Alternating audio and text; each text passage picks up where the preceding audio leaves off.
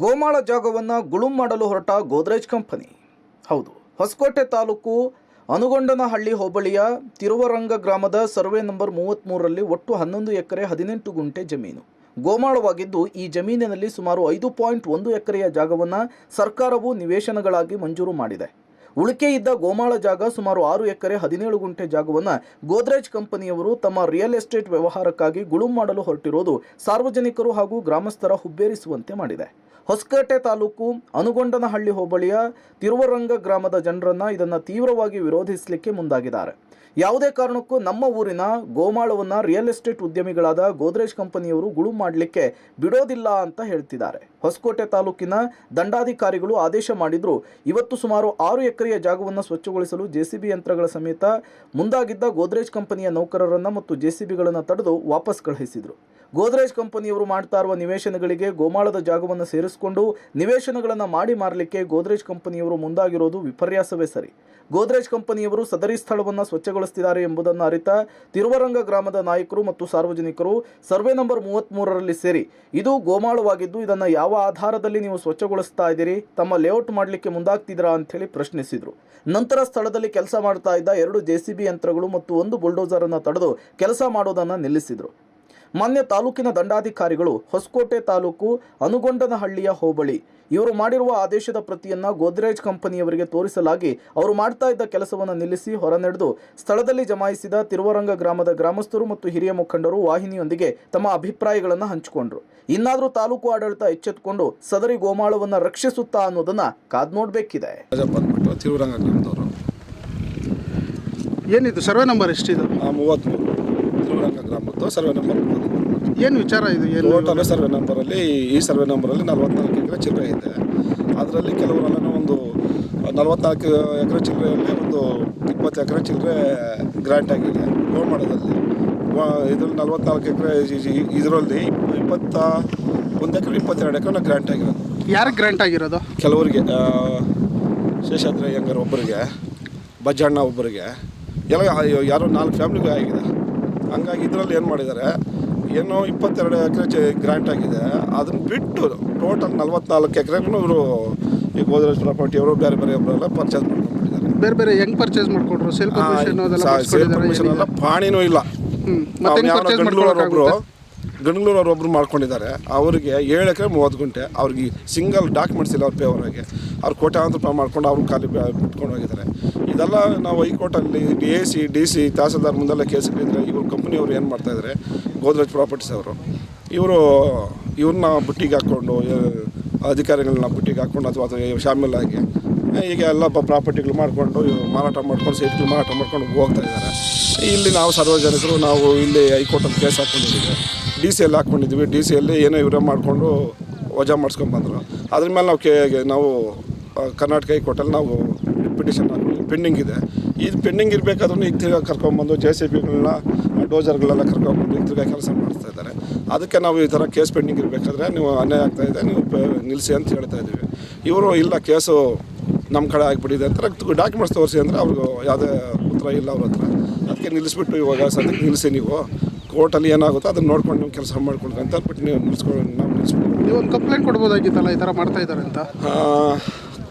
Already ಕೊಟ್ಟಿದ್ವಿ, ಮೊದಲೆಲ್ಲ ಕೊಟ್ಟಿದ್ದೀವಿ. ಅವ್ರು ಕೊಟ್ಟರೆ ನಿಮ್ಮ ಡಾಕ್ಯುಮೆಂಟ್ಸ್ ಏನಿದೆ ನಿಮ್ಮ ಪರವಾಗಿ ಆದರೆ ಕೋರ್ಟಲ್ಲಿ ನಿಮ್ಮ ಪರವಾಗಿ ಆದರೆ ತೊಗೊಂಬನ್ನಿ ಅಂತಾರೆ.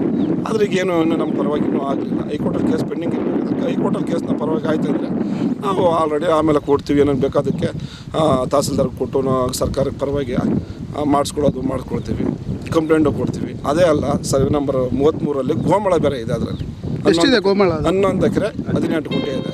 ಆ 11 ಎಕರೆ 18 ಗುಂಟೆಯಲ್ಲಿ ಇವರು ಏನು ಮಾಡ್ತಾಯಿದ್ದಾರೆ ಅಂದರೆ 5 ಎಕರೆ ಸರ್ಕಾರದವ್ರನ್ನ ಈ ತಹಸೀಲ್ದಾರ್ ಇವರೆಲ್ಲ ನೋಡಿಕೊಂಡು 5 ಎಕರೆ 1 ಗುಂಟೆ ಸರ್ಕಾರಕ್ಕೆ ಬಿಟ್ಬಿಟ್ಟು ಮಿಕ್ಕಿದೆಲ್ಲ ಇವರು ಹೊಡ್ಕೊಳ್ಳೋದಕ್ಕೆ ಎಲ್ಲನೂ ಮಾತುಕತೆಗಳೆಲ್ಲ ನಡೆದು ಆಲ್ರೆಡಿ ಡಾಕ್ಯುಮೆಂಟ್ಸ್ ಎಲ್ಲ ಮಾಡ್ಕೊಳ್ತಾ ಇದ್ದಾರೆ, ಫೋರ್ಜರಿಯಾಗಿ ಮಾಡ್ಕೊಳ್ತಾ ಇದ್ದಾರೆ. ಅದಕ್ಕಾಗಿ ಈಗ ಅನ್ಯಾಯ ಆಗ್ತಾ ಇರೋದು ನಮ್ಮೂರು ಜನಕ್ಕೆ. ಇದರಲ್ಲಿ ತಿರುವರಂಗ ಗ್ರಾಮದಲ್ಲಿ ಇರೋದು ಸುಮಾರು ಒಂದು 70% ಹರಿಜನರ ಇರೋದು.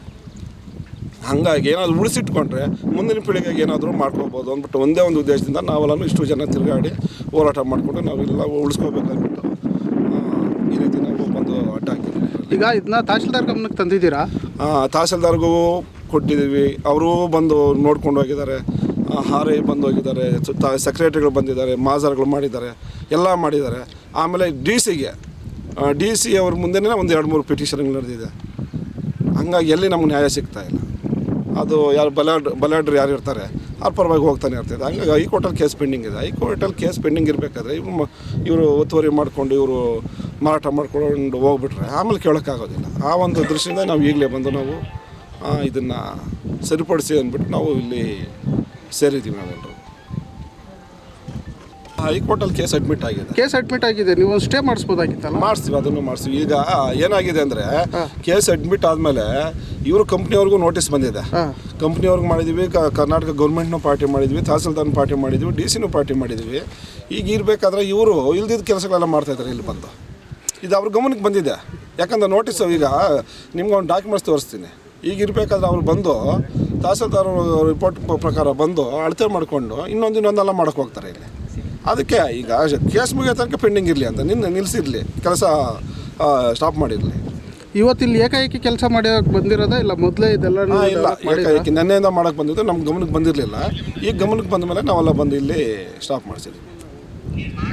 ಹೈಕೋರ್ಟಲ್ಲಿ ಕೇಸ್ ಪೆಂಡಿಂಗ್ ಇದೆ. ನಿಮ್ಮ ಪ್ರಕಾರ ಏನಾಗಬೇಕು ಅಂತ? ನಮಗೇನು ನಮ್ಮದು ಸರ್ವೆ ನಂಬರ್ 33ರಲ್ಲಿ ಏನು ಗೋಮಾಳ ಇದೆ ಅದು ನಮ್ಗೆ ಬಿಟ್ಟು ಕೊಟ್ಬಿಡಲಿ. ನಮ್ಮೂರು ಗ್ರಾಮಕ್ಕೆ ಅದು ಮುಂದಿನ ಪೀಳಿಗೆಗೆ ಏನಾದರೂ ಒಳ್ಳೇದು ಕೆಲಸಗಳಿಗೆ ಯೂಸ್ ಮಾಡ್ಕೊಳ್ತೀವಿ. ಈಗ ಬಿಟ್ಟು ನಮಗೆ ಗೋಮಾಳ ಅದನ್ನೆಲ್ಲನೂ ಈ ಥರ ಅಕ್ವೈರ್ ಮಾಡಿಕೊಂಡು ಇದು ಮಾಡಬಾರ್ದು ಅಂತ ಇದೆಯಲ್ಲ, ಯಾಕೆ ಇದನ್ನು ಇದು ಮಾಡ್ತಾ ಇಲ್ಲ ಸರ್ಕಾರಗಳು? ಯಾಕೆ ಸರ್ಕಾರದವರೇ ಇದ್ರ ಬಗ್ಗೆ ಏನು ಗಮನ ತಗೊಳ್ತಾ ಇಲ್ಲ.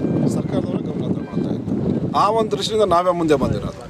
ಯಾಕಂದರೆ ಡಿ ಸಿ ಸಾಹೇಬ್ರಿಗೆ ನಾವು ಕೊಟ್ಟಿರೋದು 2-3 ಪಿಟಿಷನ್ ನನ್ನ ಹತ್ರನೇ ಇದೆ. ಕೊಟ್ಟಿರೋದು ನಾವು ಅಕ್ಲಾಯ್ಮೆಂಟ್ಗೆ ಇಟ್ಕೊಂಡಿದ್ದೀವಿ. ಆ ಕೇಸು ನಡೆದಿದೆ. ಕೇಸ್ ನಡೆದ್ರೆ ನಾನು ಮೊದಲಿದ್ದವ್ರು ಶ್ರೀನಿವಾಸ ಸಾಹೇಬ್ರು ಅಂತ ಪಾಪ ಅವ್ರು ಒಳ್ಳೆಯವ್ರು ನಮ್ಗೆ ಮಾಡ್ಕೊಡ್ತೀನಿ ರೀ, ನಂಗೆಲ್ಲ ಗೊತ್ತಿದೆ, ಮಾಡ್ತೀವಿ ಅಂತ ಹೇಳಿದರು.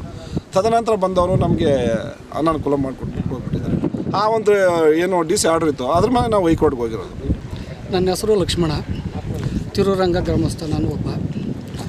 ಇಲ್ಲಿ ಸರ್ವೆ ನಂಬರು 33ರಲ್ಲಿ 11 ಎಕರೆ 18 ಗುಂಟೆ ಈ ಗೋಮಾಳ ಜಮೀನು ಹಸುಗಳು ಮೇಯಕ್ಕಂತ ಪೂರ್ವ ಕಾಲದವರು ಎಲ್ಲ ಇದನ್ನು ಸ್ವಲ್ಪ ಇದು ಮಡಗಿದ್ರು.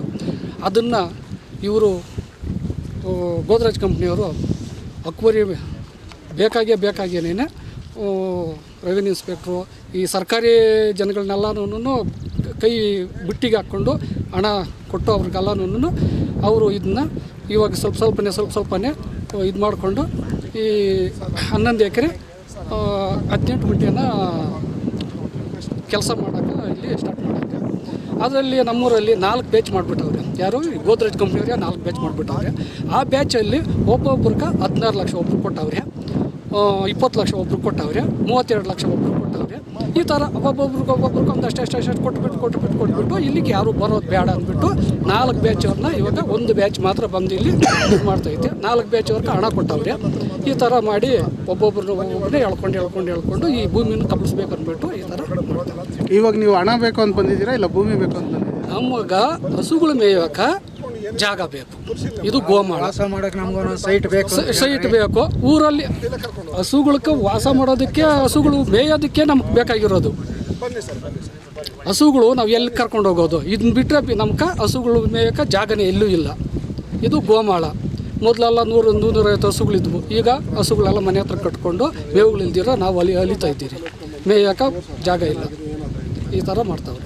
ಸಂಪತ್ ಕುಮಾರು, ನಮ್ಮೂರು ತಿರುರಂಗದಲ್ಲಿ ಈ ಥರ ಗೋಮಾಳ ಜಮೀನುಗಳೆಲ್ಲ ಅಕ್ವೈರಿ ಮಾಡ್ಕೊಂಡು ಗೋದ್ರೇಜ್ ಕಂಪ್ನಿಯವರು ತುಂಬ ತೊಂದರೆಗಳು ಕೊಡ್ತಾವ್ರೆ. ಎಲ್ಲ ಬಡವರು ಹರಿಜನವರು ನಾವೆಲ್ಲ ಇರೋದು. ನಮಗೆ ಏನೋ ನಮಗೂ ಇರೋ ಜಮೀನು ಒಂದು 5 ಎಕರೆ ಏನೋ ಇದೆ ಅಂತ ಅದರಲ್ಲಿ ಬಿಟ್ಟು ಕೊಡ್ಬೇಕಂತ ಎಲ್ಲ ಕೇಳ್ಕೊತಾ ಇದ್ದೀರಿ. ನೀವು ಮಾಧ್ಯಮದವರು ಅವ್ರಿಗೆ ಗೋದ್ರೇಜ್ ಕಂಪ್ನಿಯವರಾಗಲಿ, ಅಧಿಕಾರಿಗಳಾಗಲಿ, ಡಿ ಸಿ ಎ ಸಿ ಯಾರೇ ಆಗಲಿ ಅಧಿಕಾರಿಗಳಿಗೆ ಒಂದು ಸ್ವಲ್ಪ ಅವ್ರು ಮಂದಟ್ಟು ಮಾಡಿ ಸ್ವಲ್ಪ ಪಬ್ಲಿಷ್ ಮಾಡಿದ್ರೆ ನಮ್ಮ ಜಮೀನು ನಾವೇ ನಮ್ಗೆ ಬಿಟ್ಟು ಕೊಡೋ ಥರ ಮಾಡಿಕೊಡೋ ಥರ ಅವಕಾಶ ಮಾಡಿಕೊಡ್ರಿ. ಇವಾಗ ಕಾನೂನು ಹೋರಾಟ ಏನು ಮಾಡ್ತಾ ಇದ್ದೀರಾ? ಕಾನೂನು ಹೋರಾಟ ಬಂದಿದೆ ಹೇಳ್ರಿ. ಕಾನೂನು ಹೋರಾಟ ಅಂದರೆ ಈಗ ನಮ್ಮದು ನಾವು ಉಳಿಸ್ಕೊಳಕ್ಕೆ ಎಲ್ಲ ಊರವರೆಲ್ಲ ಸೇರಿ ಗ್ರಾಮಸ್ಥರೆಲ್ಲನೂ ಎಲ್ಲ ಒಟ್ಟುಗೂಡಿಸಿ ಕೆಲಸ ಕಾರ್ಯಕ್ರಮಗಳನ್ನೆಲ್ಲ ನಿಲ್ಲಿಸಿ ಅವ್ರ ಮೇಲೆ ನಾವು ಕೇಳ್ಕೊತಾ ಇದ್ದೀರಿ. ಕೇಳ್ಕೊಂಡು ನಮ್ಗೆ ಸಿಗಬೇಕಂತ ನಾವು ಹೋರಾಡ್ತಾ ಇದ್ದೀರಿ. ಅದಕ್ಕೋಸ್ಕರ ಎಲ್ಲ ಒಳ್ಳೇದಾಗಲಿ ನಮ್ಗೆ ಮಾಡಿಕೊಡ್ಲಿ ಅಂತ ಅವ್ರ ಮೇಲೆ ಫೈಟ್ ಮಾಡ್ತಾಯಿದ್ದೀರಿ. ವರ್ಕೆಲ್ಲ ಸ್ಟಾಪ್ ಮಾಡಿದ್ದೀರಿ ಈಗ.